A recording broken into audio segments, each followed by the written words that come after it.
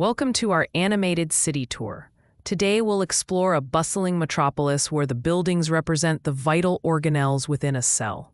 First, we visit the City Hall, our central hub, which stands tall as the nucleus of the cell.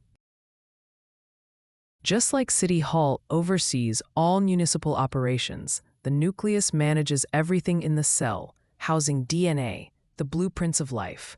It's the command center, where important decisions are made, ensuring that everything runs smoothly. Next, let's head over to the power plant, known as the mitochondria.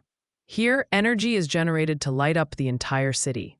The mitochondria are the powerhouse of the cell, converting nutrients into ATP, the energy currency of the cell.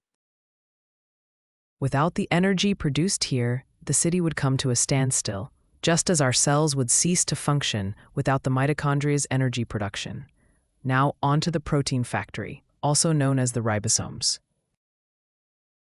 These are the busy factories scattered throughout the city, tirelessly working day and night.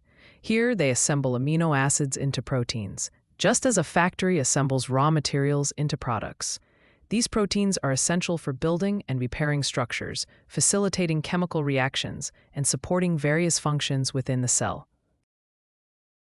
Picture bustling workers on the factory floor, each dedicated to an essential task, ensuring the city remains ever thriving. And did you know ribosomes can be free-floating in the cytoplasm or attached to the endoplasmic reticulum, just like factory outlets spread across different parts of the city? As we conclude our tour, remember that each building in our vibrant city mirrors a key component inside a cell, working together seamlessly to keep life bustling. The nucleus, our city hall, governs. The mitochondria, our power plant, energizes. And the ribosomes, our protein factories, build and maintain. Thanks for joining us on this quick animated tour of the Cell City. If you enjoyed this video, don't forget to like, subscribe, and share.